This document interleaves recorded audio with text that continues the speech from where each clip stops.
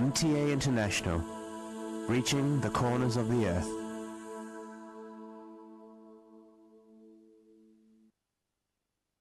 صلی علی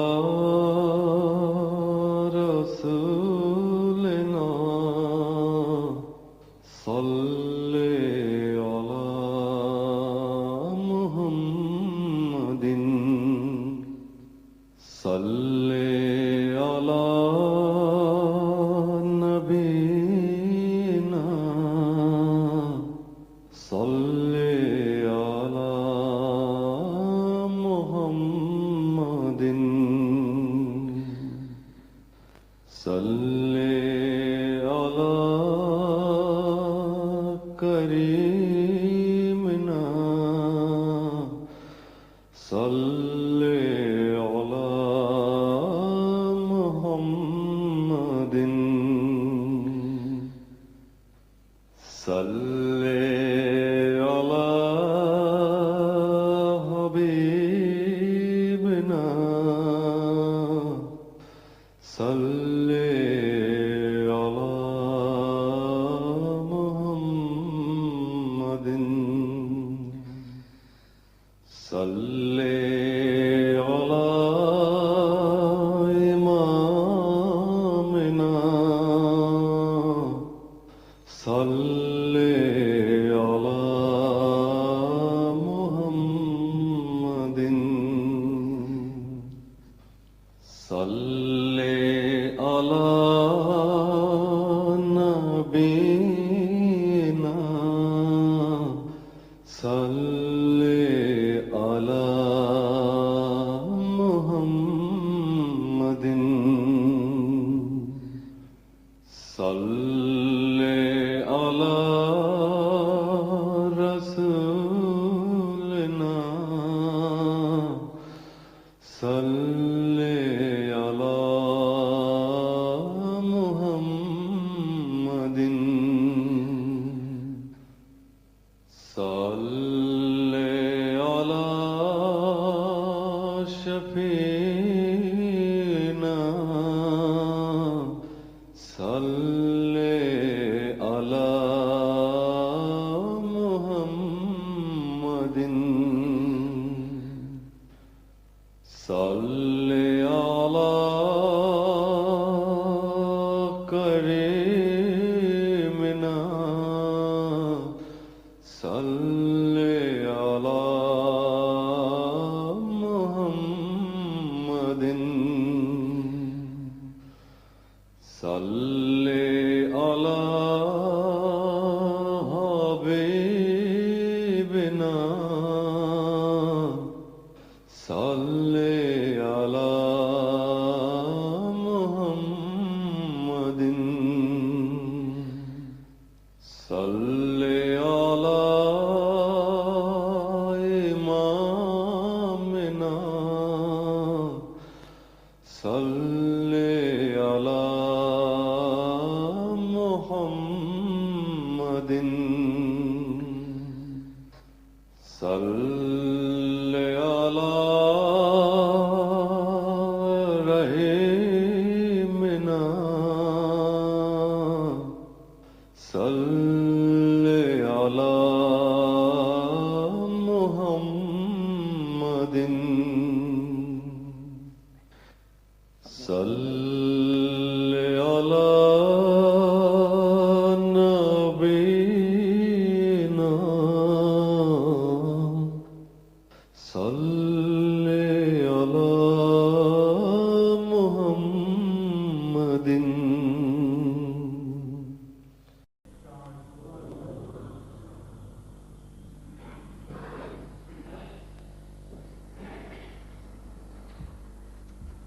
السلام علیکم ورحمۃ اللہ. اذان دے دیں.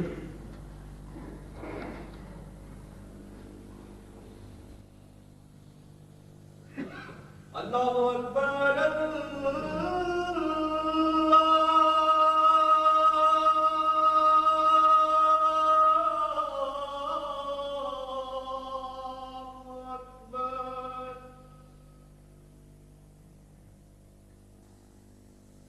اللہ اکبر اللہ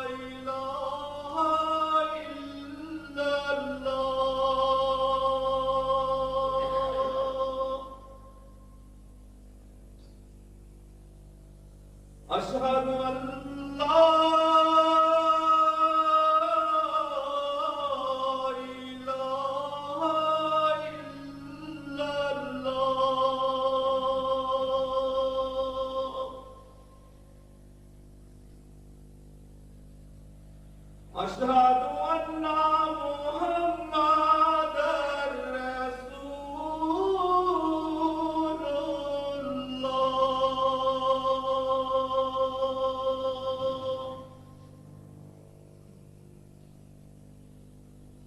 أشهد أن محمدًا رسول الله.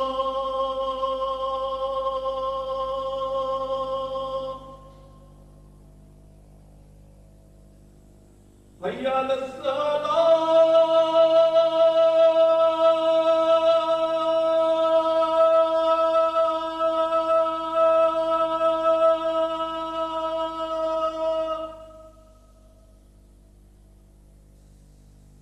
حي على الصلاة.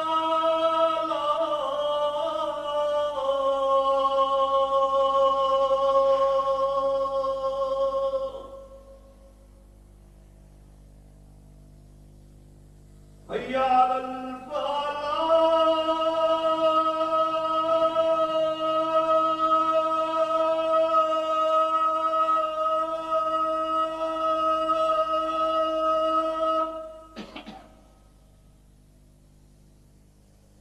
حي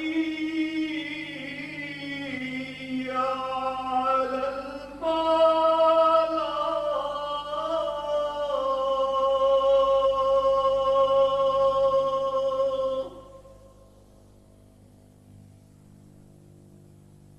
الله أكبر الله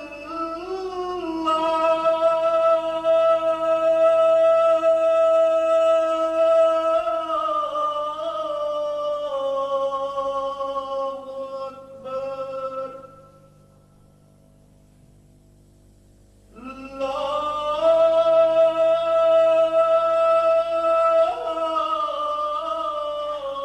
إله إلا الله. أشهد أن لا إله إلا الله وحده لا شريك له وأشهد أن محمدا عبده ورسوله أما بعد فأعوذ بالله من الشيطان الرجيم. بسم الله الرحمن الرحيم. الحمد لله رب العالمين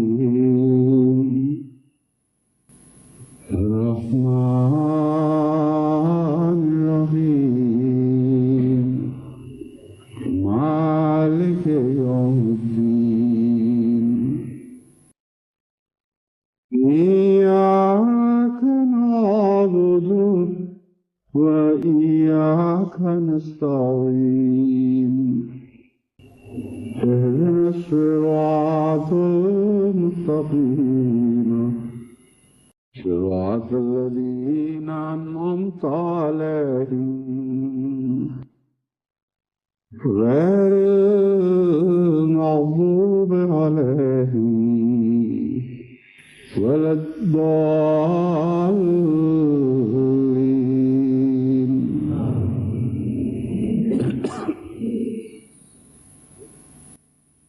जब से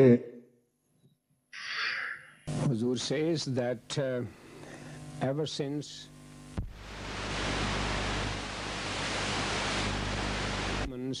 we have developed the Jamaat Ahmadiyya.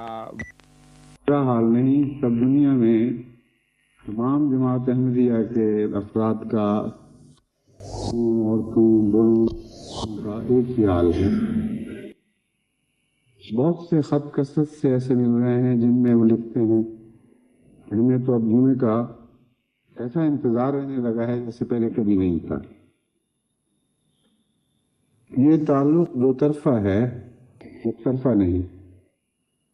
اور حقیقت یہ ہے کہ دنیا میں اس پہلو سے بھی حضرت اقدس مسیح موعود علیہ السلام کی قائم جماعت بے مثل ہے. کوئی دنیا کی جماعت ایسے گہرے دو طرفہ تعلق کی کوئی مثال دنیا میں پیش نہیں کر سکتی. اور پھر اتنے وسیع پیمانے پہ 5 بر اعظموں میں 130 سے زائد ملکوں میں خدا تعالیٰ کے فضل کے ساتھ جمعے کے دن جس محبت سے بیک وقت اہم ہوتے ہیں، یہ عجیب ایک نشان ہے جو اس دور میں حضرت مسیح موعود علیہ السلام کی صداقت کے حق میں ظاہر ہوا ہے. کوئی جھوٹا عالمی پیمانے پر انسانوں کی للہ کی محبت کرنے والی جماعت پیدا نہیں کر سکتا. ناممکن ہے. للہ کی محبت کی کچھ اور تشریح بھی ضروری ہے. میں جب جمعے پر آتا ہوں اور میں دیکھ رہا ہوتا ہوں اپنے چشم تصور سے کہ فلاں جگہ احمدی دیکھ رہے ہوں گے، فلاں جگہ دیکھ رہے ہوں گے، رضا میں فلاں جگہ اس طرح لوگ اکٹھے ہوں گے. احمد نگر میں وہ غیر احمدی ذمہ دار بھی جنہوں نے آنکھیں پھیر لی تھیں اور تعلق توڑ لیے تھے، وہ بھی وہاں اکٹھے ہو گئے ہوں گے. اور اگرچہ لالی قوم سے بہت تعلقات تھے لیکن آنکھیں پھیرنے میں بھی بڑی ماہر ہے. اور ان کی لالی سرخی کی لالی کی طرح اونٹوں پر اور گالوں پر رہتی ہے، دل پر اثر نہیں کرتی. لیکن اب سنا وہ بھی آنے لگ گئے ہیں. اور وہاں ایک لالا تھے جو بہت غریب سے آدمی، ایک اچھے بااثر انسان کے باپ لیکن خود غریب، وہ تو شاید فوت ہو چکے ہیں. تو یہ سارے لوگ چشم تصور میں سامنے آتے ہیں. ہمارا رحمہ جو احمد نگر میں میرے فارم پر کام کیا کرتا تھا، اس کو بھی کوئی پکڑ کے لائے کسی دن دکھائے، کیونکہ اس کا ایک دفعہ خط ملا تھا کہ میں تو ترس گیا ہوں، کافی بوڑھا ہو چکا ہے، آپ ضرور واپس آئیں. پھر وہ بابا معراج ہوا کرتے تھے، شاید ایک موچی جو لائبریری کے باہر پر بیٹھا کرتے تھے. بہت دیرینہ ان سے محبت کا تعلق تھا. سائیکل پہ جاتا تھا وہاں سے وہ روک لیا کرتے تھے، اور جب تک ہر دفعہ نہیں، میں اکثر روکتے تھے، اور جب تک مل کر سلام کر کے نہ گزروں وہ ٹیکس ادا کیے بغیر مجھے جانے نہیں دیتے تھے. وہ تو اب فوت ہو گئے ہیں، لیکن ایسے کئی تھے جو اب اکٹھے ہو رہے ہوں گے، دیکھ رہے ہوں گے اس وقت. تو یہ جو تعلق ہے للہ، اس کی کوئی مثال نہیں ہے.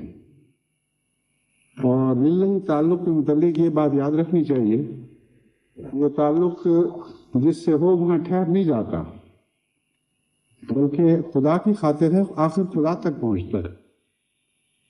اسی لیے حضرت اقدس محمد رسول اللہ صلی اللہ علیہ وآلہ وسلم نے الحب فی اللہ کی تعلیم دی ہے. جو پیر ہیں ان سے تو تعلق پیر کے پاس پہنچا اور اسی کا ہو رہا، لیکن جو محبت اللہ کے لیے ہوتی ہے وہ قبلہ نما اختیار کر لیتی ہے. جس سے پیار ہو اللہ کی خاطر ہوتا ہے تو وہاں کھڑا نہیں ہو جایا کرتا، اس سے آگے، اس سے اوپر کے درجے کے اللہ والوں سے وہ پیار ان کی طرف بڑھتا، اور پھر ان سے ہوتا ہوا آخر خدا پر جا کے منتج ہوتا ہے. بس وہ محبت جو مجھ سے ہے، میری ذات سے نہیں، بلکہ حضرت اقدس مسیح موعود علیہ السلام کی وجہ سے اس زمانے میں یہ محبت پیدا ہوئی، بس مجھ سے آگے سفر کرتی ہے، میرے دل پہ ایک نقش پا چھوڑ جاتی ہے جو مجھے بہت پیارا ہے، لیکن مسیح موت تک پہنچتی ہے، اور آپ کے دل پر نقش چھوڑتی ہوئی پھر حضرت محمد رسول اللہ صلی اللہ علیہ وآلہ وسلم تک پہنچتی ہے. اور آپ وسیلہ ہیں، اور قرآن کریم نے جو وسیلہ فرمایا تو مطلب یہ ہے کہ کسی محبت کو بھی اپنی ذات تک نہیں رہنے دیتے تھے. خدا کی امانت تھی، اور وہ محبت وہاں سے رخصت ہو کے اپنے پیار کا اظہار پیچھے چھوڑتے ہوئے اللہ کی حضور حاضر ہو جاتی تھی. انا للہ و انا الیہ راجعون بھی دراصل الحب فی اللہ کی ایک تفسیر ہے. بس جماعت احمدیہ کو جو یہ محبت ہے، ایسی محبت دنیا میں کسی کو کسی سے نہیں. ایک عجیب عالمگیر منظر ہے جس کی کوئی مثال کہیں دکھائی نہیں دے سکتی. اور اسی محبت کو ہم نے انسانوں کو اکٹھا کرنے کے لیے استعمال کرنا ہے. اسی کی محبت کے رشتے میں سب دنیا کے انسانوں کو باندھنا ہے. یہ ہمارا مقصد اعلیٰ ہے جس کی خاطر ہم پیدا کیے گئے، اور اس مقصد کو پورا کیے بغیر جماعت احمدیہ کی تعمیر کی غرض پوری نہیں ہوتی، اور یہ انشاءاللہ ہو کر رہے گا. کچھ محبتوں کو پھیلاتے رہیں اور ان نئی محبتوں کو پھیلاتے رہیں. اس ضمن میں خصوصیت سے اہل ربوہ اور پاکستان کے ان دیہات کو جن کے متعلق رپورٹیں مل رہی ہیں کہ دن بدن شوق بڑھ رہے ہیں اور ذاتی اینٹیناز بھی لگ رہے ہیں اور جماعتی بھی لگ رہے ہیں، ایسے لوگ جنہوں نے مقامی خطبے بھی جمعے بھی چھوڑ دیے تھے، وہ دوڑ کے آتے ہیں، اور وہ جو احمدیت کے کنارے تک پہنچ گئے تھے تو تیزی سے مرکز کی طرف بڑھ رہے ہیں.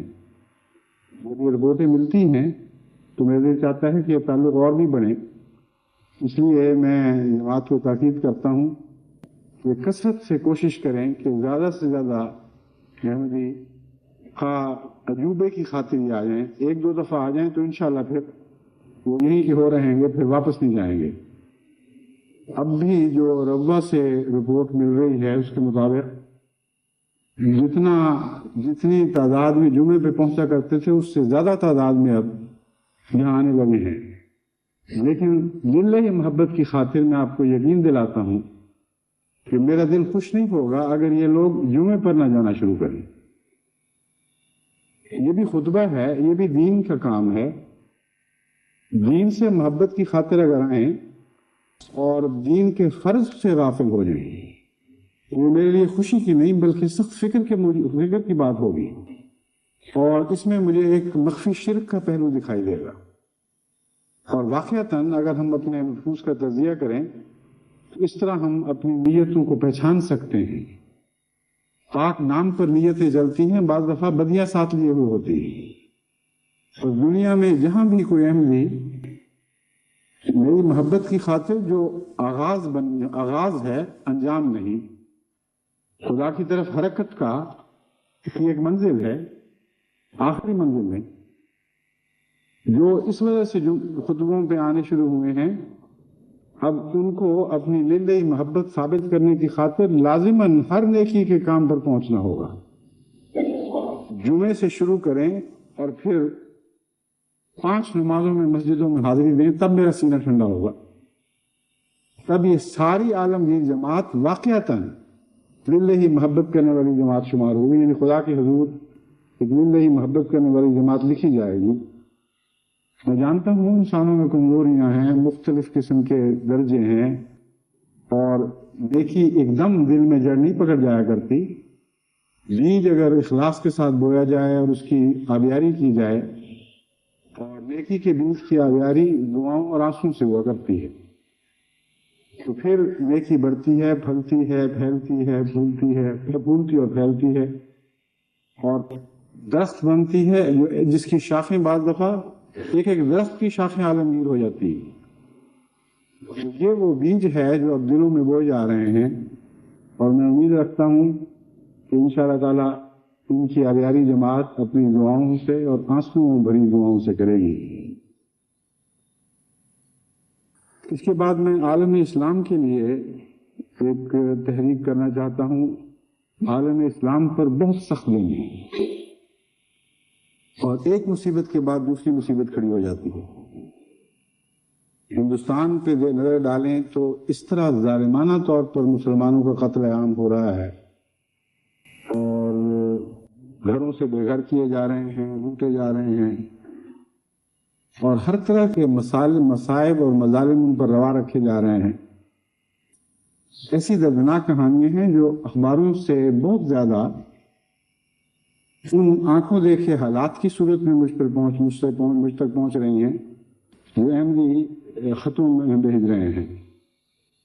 وہ رویداد جو انہوں نے اپنی آنکھوں سے دیکھی، کس طرح واقعات ہوئے، کس طرح غریبوں کے بچے آگوں میں پھینکے گئے، کس طرح تلاش کر کے مسلمانوں کو مارا گیا، کس طرح ہندوستانی فوج اور پولیس نے کرفیو لگا کر مسلمانوں کو نہتا کیا اور غیروں کو موقع دیا کہ وہ حملہ کریں. اور گھروں کی نشاندہی کی گئی. بہت ہی خطرناک دردناک واقعات ہیں ان کو پڑھتے ہوئے روح پگھلتی اور آستانہ الوہیت پر گرتی ہیں پانی بن بن کے، اور کچھ پیش نہیں جاتی. بے اختیاری کا عالم ہے. سوائے دعا کی اور کوئی صورت نہیں ہے کہ ہم ان بھائیوں کی مدد کر سکیں. لیکن جب بوسنیا پر نظر پڑتی ہے، اتنا دردناک منظر ہے. یہاں ہندوستان میں تو 11 کروڑ سے بھی زائد مسلمان ہیں. جیسا کہ حضرت مسیح موعود علیہ السلام نے لکھا تھا، اگر سارے ہندوستان کے ہندو بھی مل کر فیصلہ کر لیں کہ ان کو ہندوستان سے ملیا میٹ کر دینا ہے تو نہیں کر سکیں گے. یہ ناممکن ہے. اتنی بڑی بڑی عظیم قومیں اس طرح مٹا نہیں کرتی. اس لیے آپ نے فرمایا کہ صلح کے ساتھ، محبت کے ساتھ، انسانی قدروں کے ساتھ ایک دوسرے کے ساتھ رہنا سیکھو. تمہارا اپنا فائدہ ہے، ملک کا فائدہ ہوگا. یہ حضرت اقدس مسیح موعود علیہ السلام کی نصیحت آج سے تقریباً 90 برس پہلے، اس کے لگ بھگ پہلے ہوئی نا، 80 برس پہلے اس کے لگ بھگ ہوئی. یہ آخری پیغام صلح تھا جس میں آپ نے یہ نصیحت فرمائی، جو آپ کی وصال کے بعد رسالہ شائع ہوا. سوال یہ ہے کہ ہندوستان میں تو نہیں مٹائے جا سکتے، ہاں انشاءاللہ مٹائے جا سکیں گے، لیکن بوسنیا میں تو یہ خطرہ بھی لاحق ہو گیا ہے کہ پوری مسلمان قوم کو بوسنیا کے ملک سے صفحہ ہستی سے مٹا دیا جائے. اور یورپ میں جو ایک تنہا اسلامی حکومت رہ گئی ہے ٹرکی کے کنارے کے علاوہ، اس کو یورپ کے نقشے سے مٹا دیا جائے. لیکن یہاں بھی جو واقعات آپ اعداد و شمار کی صورت میں اخباروں میں پڑھتے ہیں وہ اور بات ہے، اور جو بوسنین خود قصے سناتے ہیں، اپنی آنکھوں دیکھے حال بتاتے ہیں، ان کو سننا ایک بالکل اور بات ہے. سارے یورپ میں جماعت احمدیہ کا بوسنیا کے مہاجروں سے رابطہ ہے اور بڑھ رہا ہے، اور اس قدر وہ پیار کے بھوکے ہیں کہ محض محبت سے ان سے ملنے جانا ہی ان کے لیے ایک عظیم واقعہ ہے. وہ سمجھتے ہیں ہم ساری انسانیت کے دھتکارے ہوئے لوگ ہیں. اور جو واقعات وہ سناتے ہیں، جس طرح پورے خاندان کے خاندان ختم کیے گئے ہیں اور بعض انتہائی بہیمانہ حرکتیں ماؤں اور باپوں کے سامنے ان کی اولادوں سے کی گئی، وہ کہانیاں ایسی ہیں جو کم سے کم میرے لیے تو کچھ دیر سننا بھی ناممکن ہے، پڑھنا بھی ناممکن ہے. کچھ دیر میں پڑھتا ہوں اور اس کے بعد اعصاب بھننا جاتے ہیں. ناممکن ہو جاتا ہے کہ مزید اس بات کو پڑھ سکوں کہ جو لوگ واقعات سناتے ہیں ان سے مزید سن سکوں. ان کو میں روک دیتا ہوں. لیکن ایک ایسی ویڈیو ملی ہے جس کے متعلق میں اجازت لے رہا ہوں.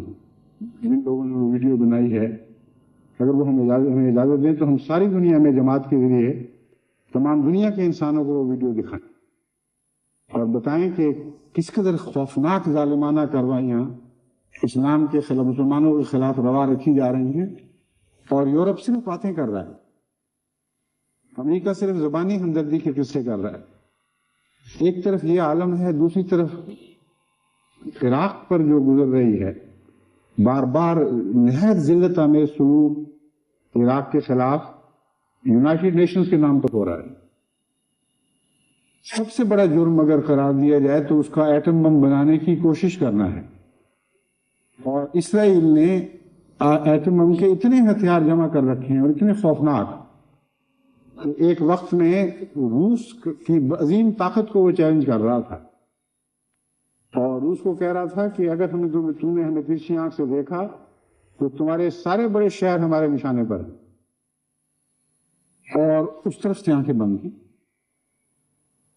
اگر کہو کہ اس عراق نے اپنے ساتھی، اپنے علاقے کے باشندے مسلمانوں پر ظلم کیے ہیں، شیعوں پر ظلم کیے ہیں یا کردوں پر ظلم کیے ہیں، تو سوچنے والی بات یہ ہے کہ ان مسلمانوں کی تمہیں ایسی ہمدردی ہو گئی جن کو مٹا کر ملیا میٹ کرنے کا کوئی وہم و گمان بھی نہیں کر سکتا.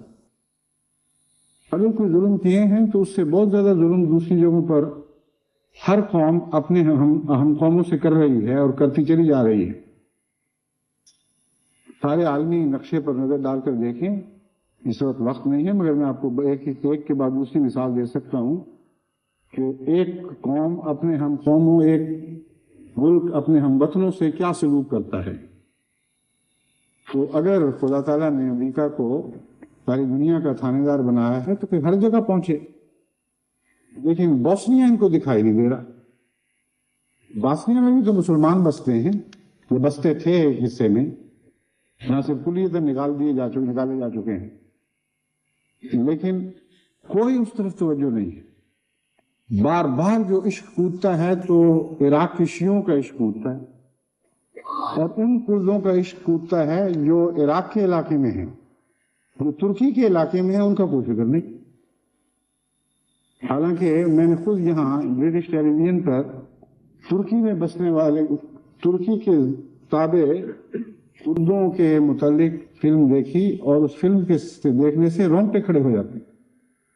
کیسے کیسے مظالم ان پر کیے گئے ہیں، ان کی تہذیب مٹانے کے لیے، ان کی ایک الگ زندہ حقیقت کو ہمیشہ کے لیے ان کے ذہنوں سے محو کرنے کی کوشش کی گئی ہے. اور اپنی زبان بولنے کی اجازت نہیں. میں نہیں جانتا کس حد تک وہ باتیں سچی ہیں، مگر مغربی ذرائع ابلاغ نے خود دنیا کو دکھائی ہیں. تو وہاں بھی تو کرد بستے ہیں، ایک کرد سے ایسی محبت اور دوسرے کرد سے ایسی دشمنی. پھر یونائٹڈ نیشنز کی خلاف ورزی کا الزام ہے، اور بار بار آج کل ٹیلی ویژن پہ ہر جگہ دکھایا جا رہا ہے مغرب میں کہ ہم کیسے برداشت کر سکتے ہیں یونائٹڈ نیشنز کے وقار پہ ٹھوکر لگے. اتنا عظیم ادارہ جو اس شان کے ساتھ اب دوبارہ ابھرا ہے، اس کے وقار کو ٹھوکر لگے گی اگر اس کے ریزولوشنز کی اس طرح بار بار تحقیر کی جائے. اور صدام باز نہیں آ رہا، ایک کے بعد دوسری گستاخی، دوسرے کے بعد تیسری گستاخی.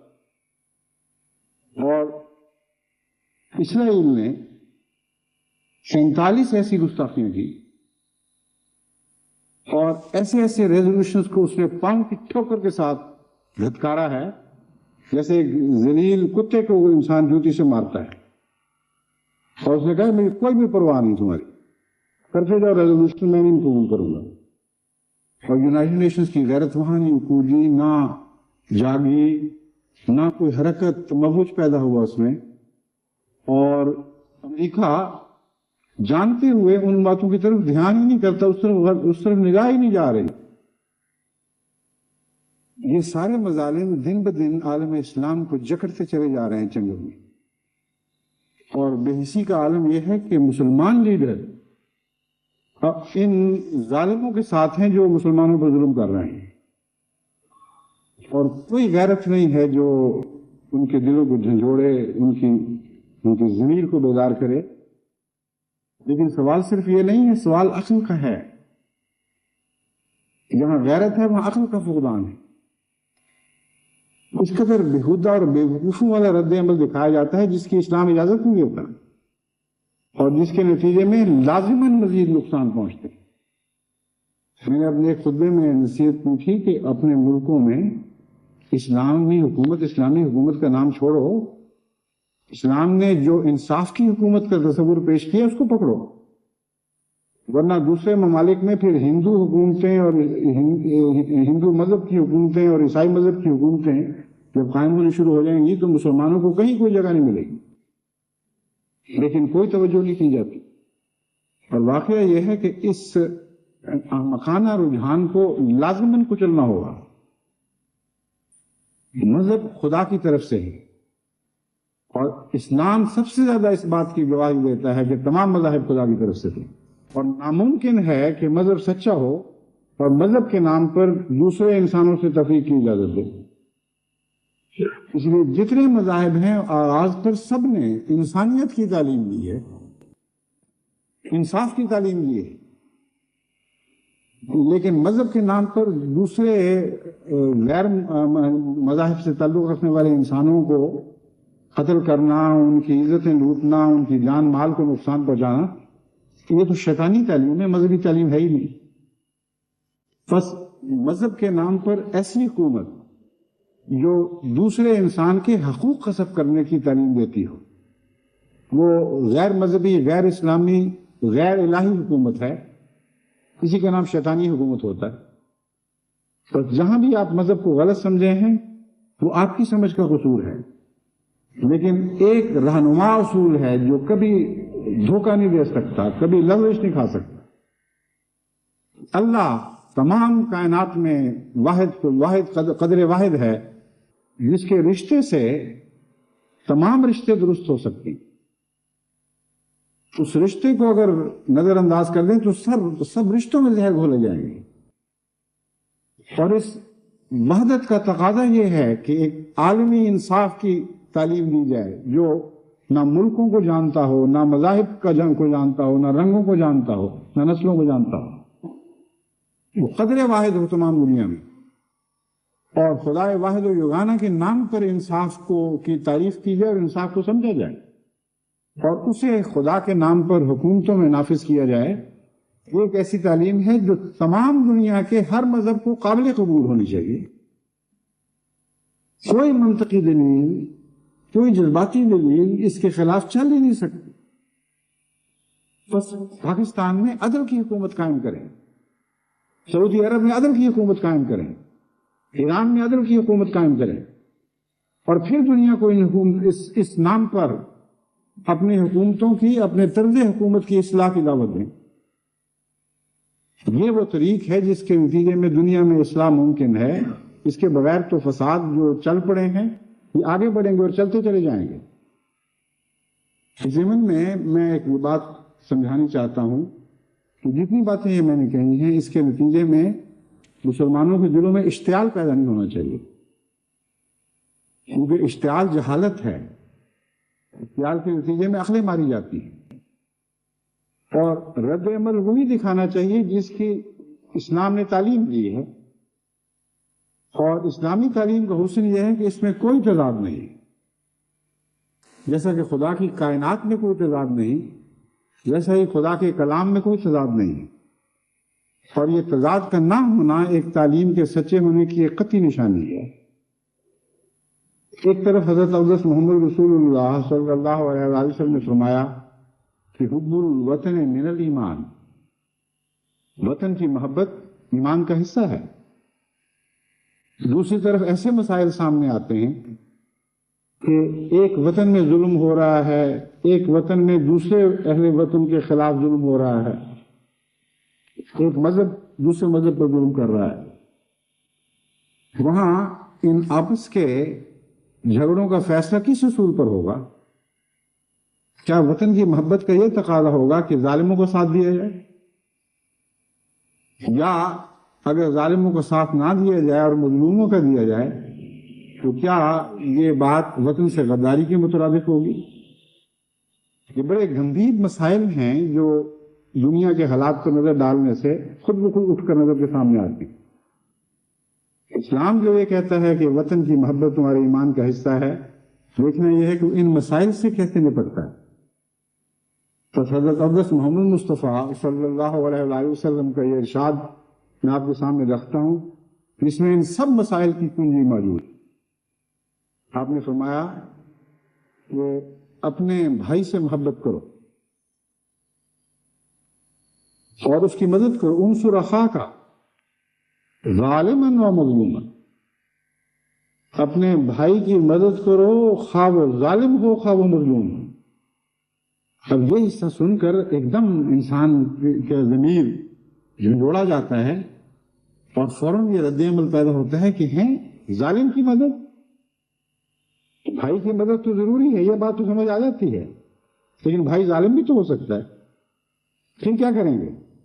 فرمایا ہاں ظالم کی مدد کرو، مگر ظالم کی مدد اس کے ہاتھ، ظلم کے ہاتھ روک کر کرو. کتنی عظیم الشان تعلیم ہے جو اچانک ایک عصبیت کی تعلیم کی بجائے ایک دم عالمگیر ہوتی ہوئی نظر آ جاتی ہے. پہلا فقرہ سن کر لگتا تھا کہ عصبیت کی تعلیم دی آ رہی ہے، جب اس کی تشریح سنی تو یوں لگا کہ یہ تو ایک حیرت انگیز عالمگیر تعلیم ہے، اس کے سوا انسانی مسائل کا حل ہی ممکن نہیں. میں نے خدا کے فضل سے دنیا کے بہت سے مذاہب کا مطالعہ کیا ہے، مگر ایسا خوبصورت موتی میں نے کسی اور سمندر میں نہیں پایا. ایسا عظیم الشان جوہر ہے جو اپنی چمک میں ایسی تابانی رکھتا ہے کہ کل عالم کو روشن کرنے کی توفیق کی استطاعت رکھتا ہے.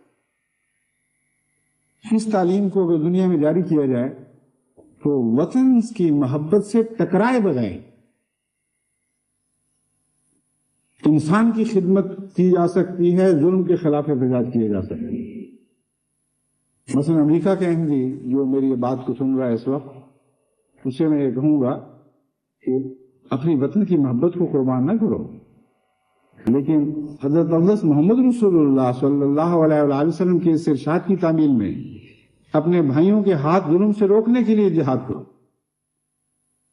امریکہ جو غیر قوموں پر ظلم کر رہا ہے اور دن بدن زیادہ رونق کا مظاہرہ کر رہا ہے، اگر تم اپنے وطن سے محبت کرتے ہو تو سب سے پہلے تمہارا فرض ہے کہ تم امریکہ کے ہاتھ روکنے کی کوشش کرو. اگر انگلستان ظلم کرتا ہے کسی اور ملک پر تو انگلستان کے احمدیوں کا فرض ہے اور اولین فرض ہے کہ وہ کھڑے ہوں اس ظلم کے خلاف اور اپنے بھائیوں کو بتائیں کہ ہم یہ برداشت نہیں کر سکتے کہ ہمارے ملک پر ظلم کا داغ لگے، اور ان کے ہاتھ روکنے کی کوشش کریں. امر واقعہ یہ ہے کہ اگر باہر سے 1000 آوازیں بلند کی جائیں تو امریکہ پر ایسا اثر نہیں پڑ سکتا جیسے امریکہ سے ایک آواز بلند، کیونکہ وہاں جمہوری قدریں ابھی تک زندہ ہیں. وہاں آواز کی قیمت ہے، مگر بیرونی آواز کی نہیں، اندرونی آواز کی قیمت ہے. بیرونی آواز کی قیمت تو اس وقت ہوا کرتی ہے جب ایک ملک کمزور ہو، جب ملک طاقتور ہو، اتنا طاقتور ہو جائے کہ طاقت کے نشے میں ہوش گوا بیٹھے، تو باہر کی آواز کی کوئی بھی قدر و قیمت باقی نہیں رہ گئی. اندر کی آواز یہ ہے جو کچھ اثر دکھا سکتی ہے. بس یہ امر واقعہ ہے کہ باہر کی 1000 آوازوں میں وہ طاقت نہیں جو امریکہ کی ایک آواز میں ہے. وہاں کے احمدیوں کو چاہیے کہ مہم شروع کر دیں سارے ملک میں، وہ تضاد کھول کر دکھائیں اپنے اہل وطن کو. وہ کہیں کہ تم نے ہمیں بدنام کر دیا، ہماری ناک عالم میں کاٹ دی ہے، ہمیں آنکھوں میں آنکھیں ڈال کر غیر قوموں کو دیکھنے کی توفیق باقی نہیں رہی. اس لیے وہ ان سب پالیسیوں کے خلاف ہم احتجاج کرتے ہیں. ورنہ آئندہ اگر ایسی حکومتیں ووٹ لینے کے لیے آئیں گی تو ان کو ووٹ نہیں دیے جائیں گے. طاقت ملی تھی دنیا کے سامنے نیک کام کرنے کی توفیق ملی اور امریکہ کے نام کی عزت بڑھانے کی توفیق ملی.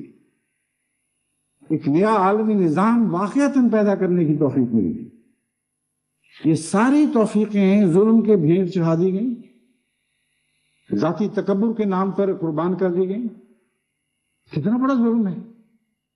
بس اس ظلم کے خلاف امریکہ کے احمدی کو احتجاج کرنا چاہیے، اور ہندوستان کے مسلمان کو، ہندوستانیوں کو ہاتھ ظلم سے روکنے چاہیے. ان کو باقاعدہ ایک ہندوستان کی سطح پر جدوجہد کرنی چاہیے. اور میں آپ کو یقین دلاتا ہوں کہ واقعتاً انسانی قدریں مری نہیں ہیں، یہ دب جایا کرتی. شرافت کی آواز کا گلا ہمیشہ کے لیے گھونٹا نہیں گیا. شرافت کی آواز اندر اندر ضرور بولتی رہتی ہے، اندر کے کان سنتے ہیں، لیکن باہر آواز نہیں جایا کرتی. ایسا ماحول قائم کرنے کی ضرورت ہے کہ شرافت کو تقویت ملے، اس کی حوصلہ افزائی ہو. وہ آواز جو اندر سے انسان سنتا ہے وہ باہر کے کان بھی سننے لگے.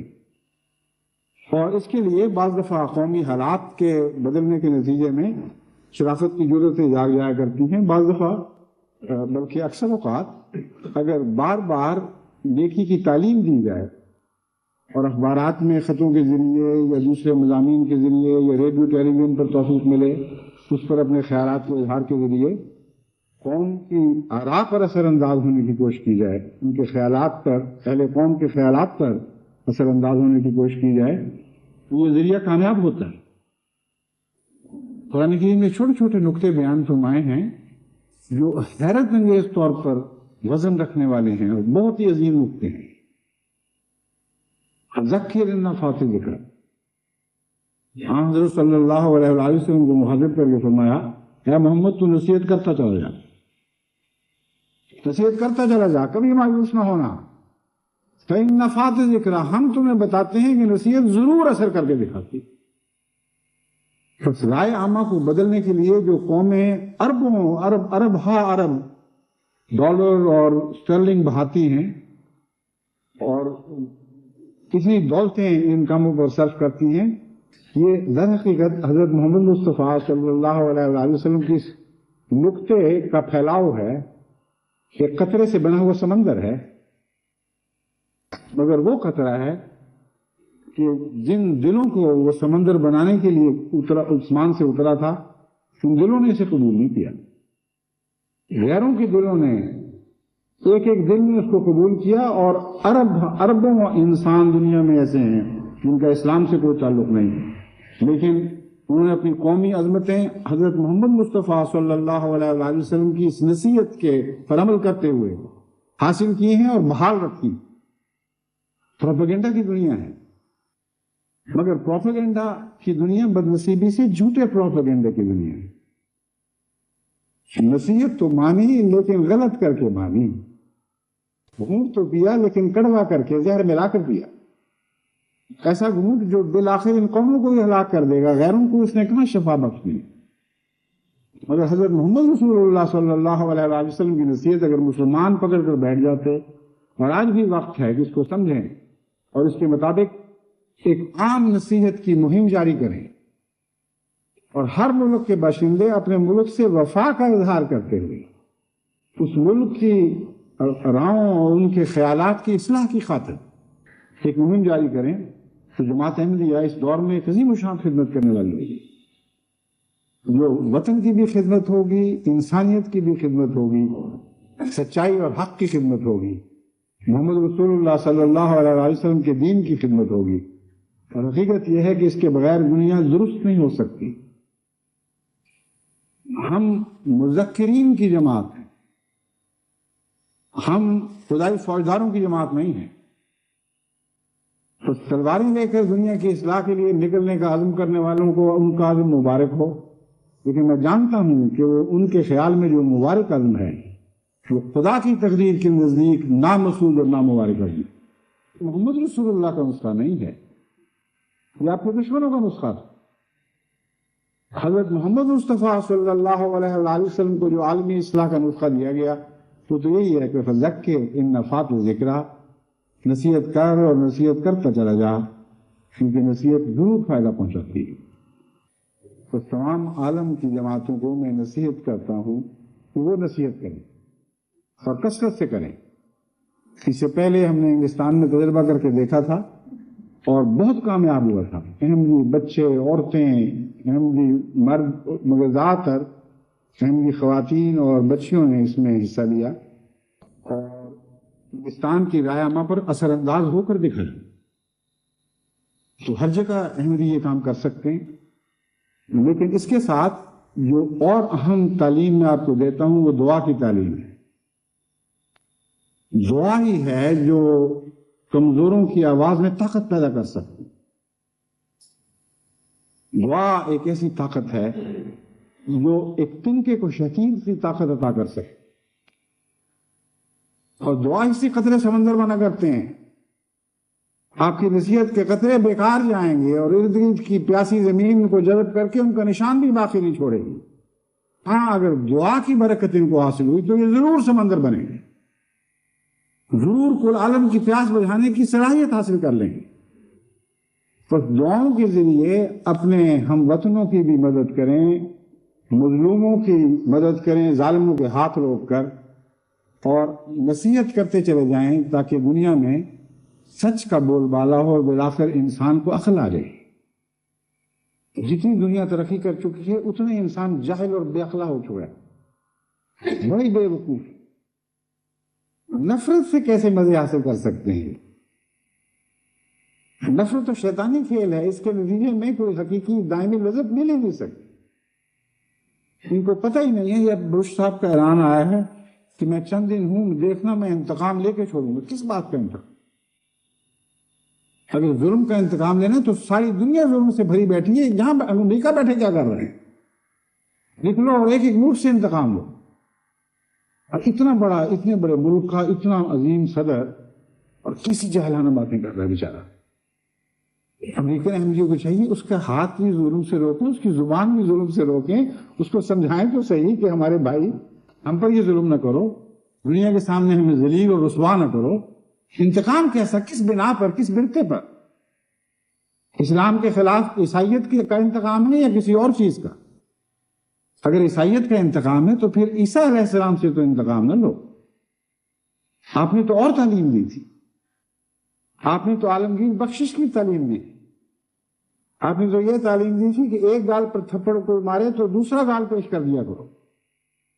تمہیں تو چاہیے کہ امریکہ کے ٹکڑے کاٹ کاٹ کے اس کے سامنے، صدام کے سامنے پیش کرو. تو یہ ہے ہمارا انتقام جو ہمارے آقا اور مولا نے ہمیں سکھایا. یا اس کے کہ اس کے حصے بکھرے کرنے شروع کرو، اور عملاً یہی ہو رہا ہے. نقشے بن چکے ہیں. حقیقت میں جو غیر معمولی یونائٹڈ نیشنز کے نام پر غیرتیں دکھائی جا رہی ہیں اس لیے ہیں کہ یہ عراق کے نئے نقشے بنا رہے ہیں، اور مغربی قومیں بحیثیت سیاسی وحدت کے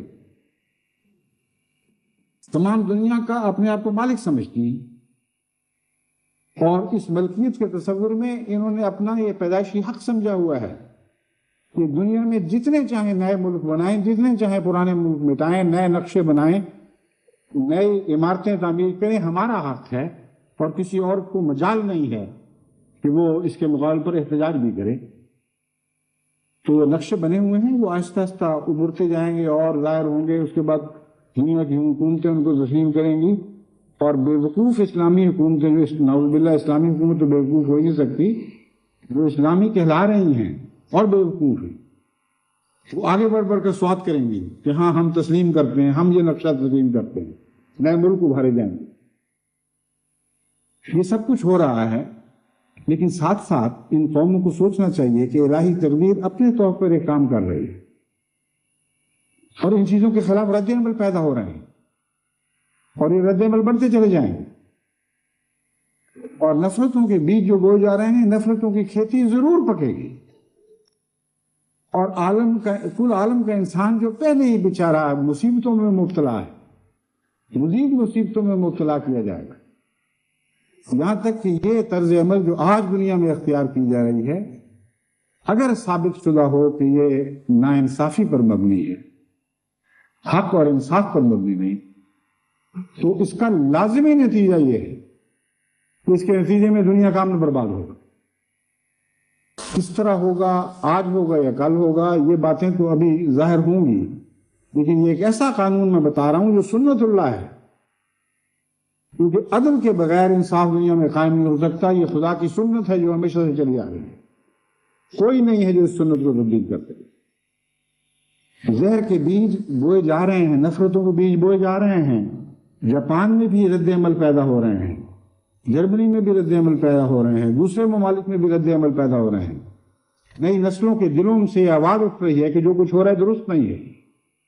چاہے ان کا پروپیگنڈا میڈیا اپنی طاقت کی وجہ سے غالب آ چکا ہو اور کمزور آوازوں کو اٹھ کر باہر نکلنے کے سنائی دینے کی اجازت نہ ہو، لیکن دلوں میں تو یہ آوازیں پیدا ہو رہی ہیں، اور پھر حالات بدل جاتے ہیں. ایسے حالات نہیں رہا کرتے. اور ایک اور قانون قدرت کے خلاف بات یہ ہے کہ دنیا میں ایک طاقت کا نقطہ اکیلا نہیں رہ سکتا. یہ انسانی فطرت کے خلاف ہے، یہ سائنسی قوانین کے خلاف بات ہے. یہ کیسے ان لوگوں کو سمجھایا جائے جو دنیا کی عقل و دانش کی بلندیوں پر کھڑے باقی دنیا کو بے وقوف اور ذلیل سمجھتے ہوئے دیکھ رہے ہیں. یہ کہتے ہیں ہم تو عقل و دانش اور علم کی بلندیوں سے بات کر رہے ہیں، دنیا کو کیا پتا عقل کیا ہوتی ہے. اگر ان کو اتنا بھی نہیں پتا کہ پولرائزیشن کا اصول جو ہے وہ ایک دائمی اصول ہے، اس کو کوئی توڑ نہیں سکتا، کوئی کاٹ نہیں سکتا. اگر امریکہ نیکی کا پول قائم کرتا، انصاف کا پول قائم کرتا، محبتیں پھیلانے کا پول قائم کرتا، بھوکوں کے پیٹ بھرنے کا اور حقیقت میں غریب انسانیت کی مدد کا پول قائم کرتا، تو اس پول کے مقابل پر لازم ایسا ہی ایک پول قائم ہو جاتا. اور پھر تعاون ایک دوسرے سے مسابقت یعنی نیکیوں میں آگے بڑھنے کی مسابقت کا ایک دور چل پڑتا. ایک طرف امریکہ دنیا کو جیتنے کے لیے نیکیاں کر رہا ہوتا، ایک طرف ایک پول جاپان میں پیدا ہو جاتا اور وہ کوشش کرتا. پول سے مراد ہے وہ بجلی کا مرکزی نقطہ جو اپنے ارد گرد کھینچتا ہے اور اپنے سے بعض طاقتوں کو دفع بھی کرتا ہے. تو نیکی کے پول سے مراد یہ ہے کہ ایسا پول اگر ایک طرف قائم ہو تو مد مقابل ایک پول ضرور بنے گا، خواہ اس کا مرکز یورپ بنتا، خواہ اس کا مرکز جاپان بنتا یا چین بنتا، ایسا پول بننا لازم تھا. اب ہم کیا دیکھ رہے ہیں؟ نفرتوں کے نتیجے میں ایک نفرت کا پول دنیا میں دوسری طرف ضرور ظاہر ہو، اور وہ پول امریکہ کی نفرت کا پول ہوگا. اس کی بنیادیں جاپان میں ڈالی جا چکی ہیں، اس کی بنیادیں چین میں قائم کر دی گئی ہیں. درمیانی دنیا کے ملکوں میں بھی یہ نفرت دن بدن بڑھتی چلی جا رہی ہے. یورپ میں بھی اس کی بنیادیں ڈالی جا چکی ہیں. یورپ میں واضح نظر سیاستدانوں کی ایک کھیپ ہے جو سمجھ رہی ہے کہ امریکہ کی اس طرح کی بالادستی دنیا تسلیم نہیں کر سکتی کہ عدل کا خون کر کے امریکہ کے نام کا غلبہ دنیا پر ہو. اس وقت صرف مسلمانوں پر ظلم ہو رہا ہے، کل دوسروں پر بھی ہو سکتا ہے اور ہوگا. اس لیے یہ جو پول بنانے والا قصہ ہے، اس میں انسان کو خدا نے یہ اختیار دیا ہے، چاہے تو نیکی کے پول بنا لو، جیسا کہ مسلمانوں کو تعلیم دی لِكُلِّ وِجْهَةٌ هُوَ مُوَلِّيهَا فَاسْتَبِقُوا الْخَيْرَاتِ.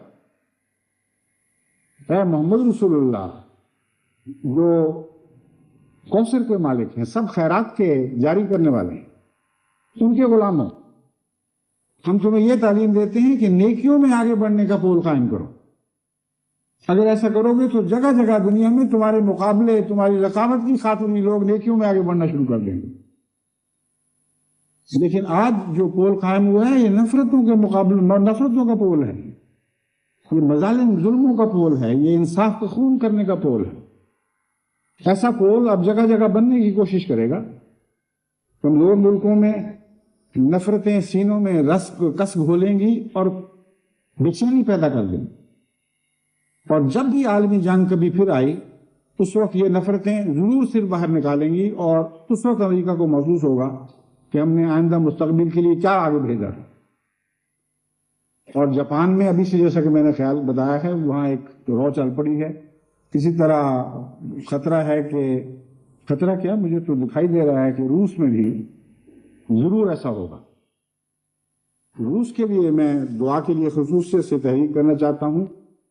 جب روس جب ہم کہتے ہیں تو ہماری مراد USSR کی تمام مشترکہ ریاستیں ہیں.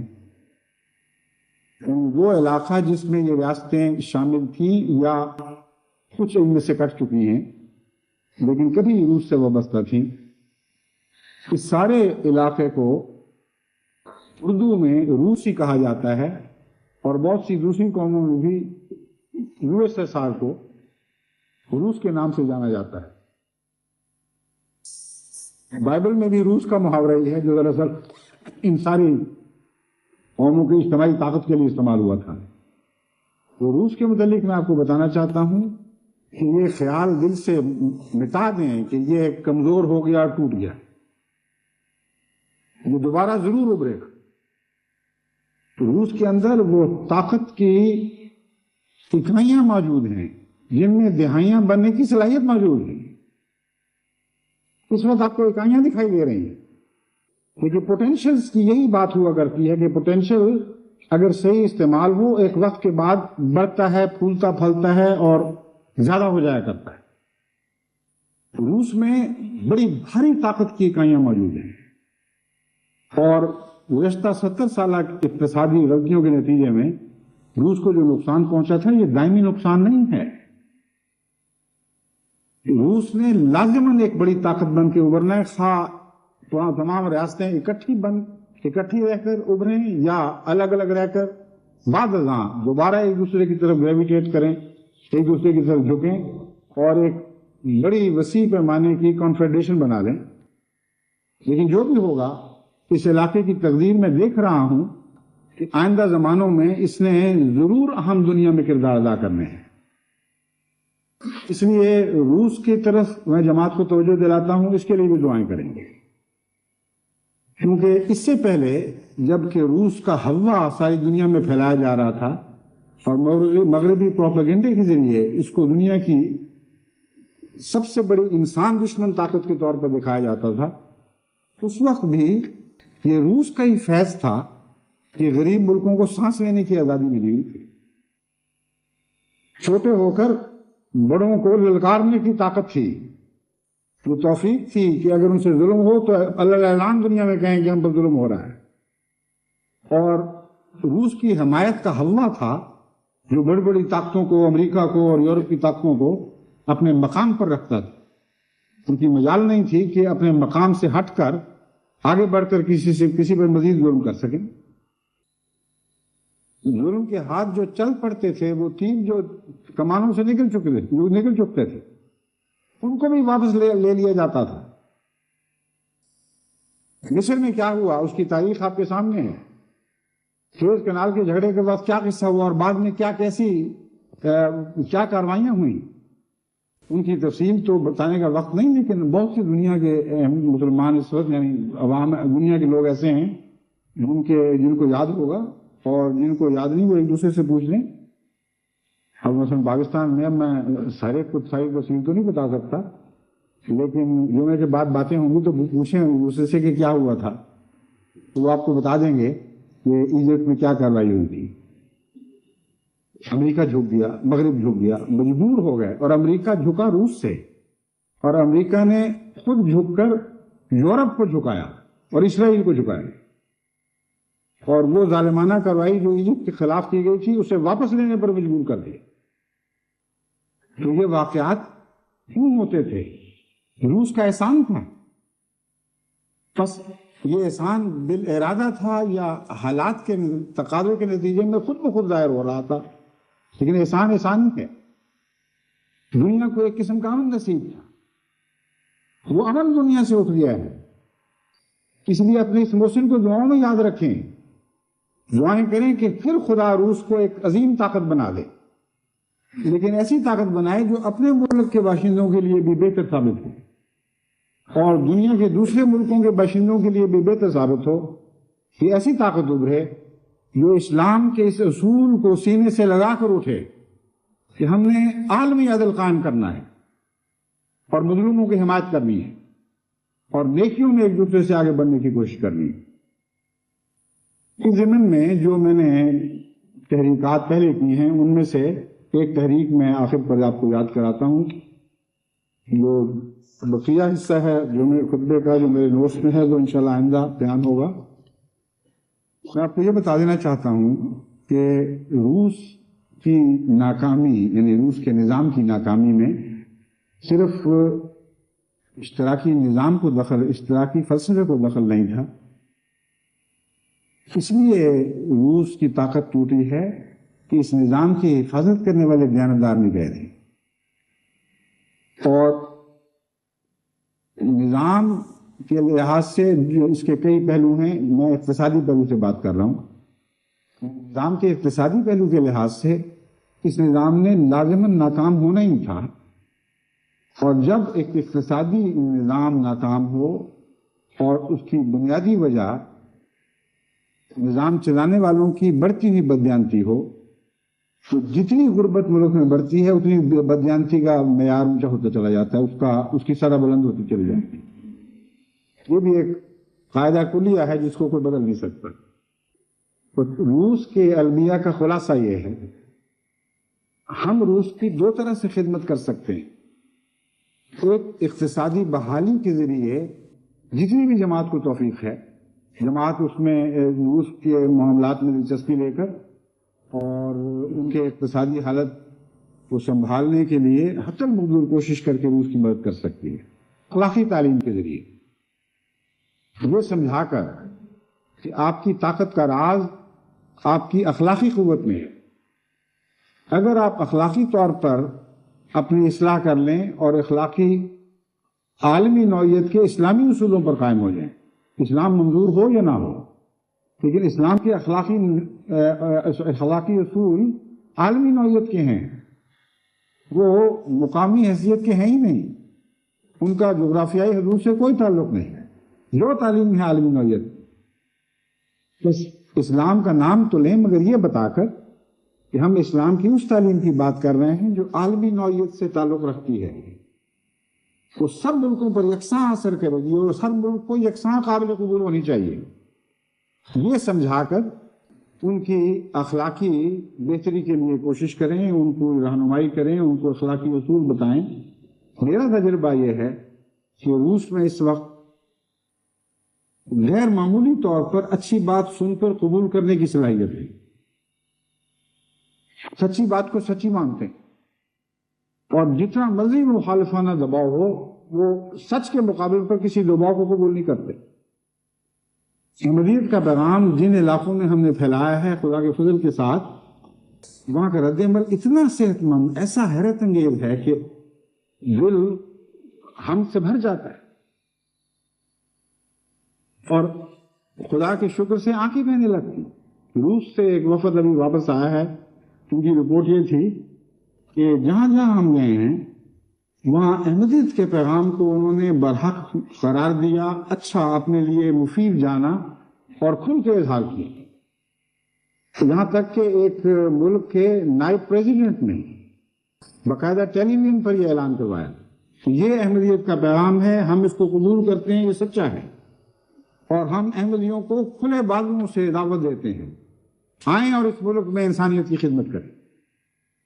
اور ساتھ ہی یہ بتایا کہ انہوں نے ہر جگہ اس بات کا ذکر کیا کہ ہم وہ قوم نہیں ہیں جو سعودی یا کسی اور پیسے سے خریدی جائیں۔ شدید رد عمل سعودی کو ان کوششوں کے خلاف ہے کہ جہاں مولویوں کو پیسے دے کر ان کو خریدنے یا مدرسوں کو خریدنے یا مسجدوں کے لیے تعمیری رقم دے کر مسجدوں کے متولی بننے کی کوششیں کی گئیں، اور صاف بتا رہی ہے اس وقت روس کی نفسیات کہ وہ اندھیروں سے روشنی میں آ رہے ہیں، بعض اندھیروں سے، اور بعض روشنیاں جو انہوں نے ان اندھیروں میں خود حاصل کی ہیں، انسانی تجارب سے کمائی ہیں، ان کو اپنے سینے سے لگائے رکھا ہے، ان کو نہیں چھوڑا۔ بس یہ وہ نفسیاتی کیفیت ہے جس میں ہر اچھی بات قبول کرنے کی صلاحیت ہے۔ میں نے 3 مضامین اوپر چلے روس کو مخاطب کرتے ہوئے لکھے، اور اس کا رد عمل یہ تھا کہ بعض مضامین سب سے زیادہ وسیع الاشاعت اخباروں نے خود شوق سے شائع کیے، اجازت لے کر شائع کیے، بعض لوگوں نے اپنے طور پر وہ مضمون کتابی صورت میں شائع کر کے آگے تقسیم کیے، بعض ٹیلی ویژن کے اوپر وہ مضامین سنائے گئے، اور ابھی جو آخری پیغام میں نے بھیجا ہے اس کے متعلق بھی مجھے بتایا گیا ہے کہ ٹیلی ویژن کے ذریعے یہ پیغام سارے ملک میں نشر کیا جائے گا۔ وہ خصوصاً مخاطب تھا، لیکن ویسے تو سارا روس ہی مخاطب ہے، سارا یوز ہوتا ہے۔ تو انشاءاللہ تعالیٰ ان لوگوں میں نیکی اور سچائی کو قبول کرنے کی صلاحیت موجود ہے، بہت خدمت کے مواقع۔ دوسرے اقتصادی لحاظ سے وہ سخت بے چینی کی حالت میں ہیں، ان کے پاس بہت قدرتی دولتیں ہیں جن کو حقیقت میں صحیح رنگ میں استعمال نہیں کیا گیا، اور وہ اسی طرح کھلی پڑی ہوئی ہیں، کوئی انسان آئے اور ان سے فائدہ اٹھائے، لیکن وہ ڈرتے بھی ہیں کہ کہیں ایکسپلائٹرز، یعنی کسی کی کمزوری اور غربت سے فائدہ اٹھانے والی امیر قومیں آ کر یہ نہ کریں کہ ہمیں اور ہی لوٹ مار کر یہاں سے ہماری دولتیں لوٹ کر باہر ملکوں میں بھیجنا شروع کر دیں۔ اس موقع کا بہترین حل، اس مشکل کا بہترین حل جماعت احمدیہ ہے، جو ہر قسم کی لوٹ مار اور ظلم و تشدد کے بنیادی طور پر مخالف ہے۔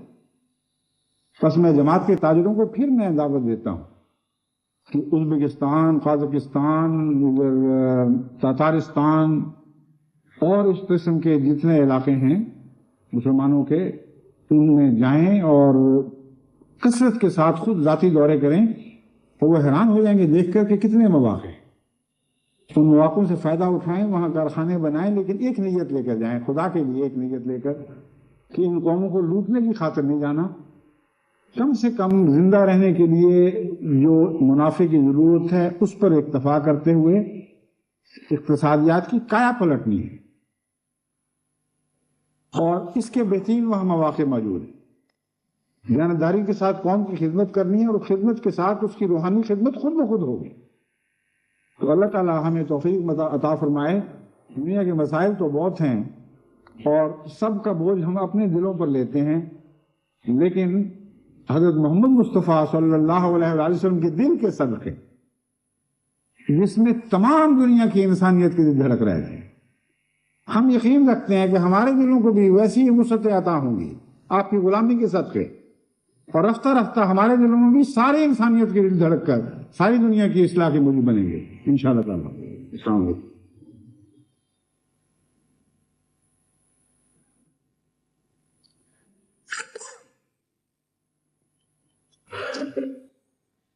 الحمد لله نحمده ونستعينه ونستغفره ونؤمن به ونتوكل عليه ونعوذ بالله من شرور أنفسنا ومن سيئات أعمالنا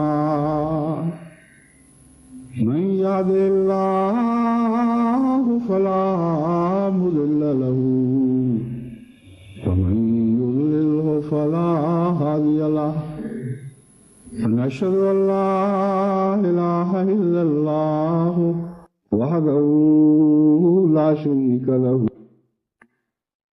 ونشهد أن محمدا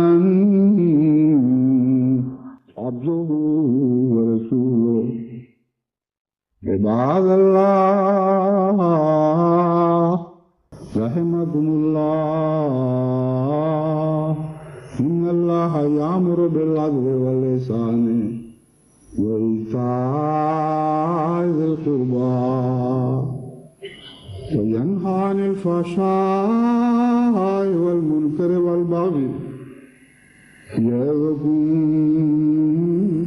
لعلكم تذكرون اذكروا الله يذكركم وادعوه يستجب لكم ولذكر الله أكبر۔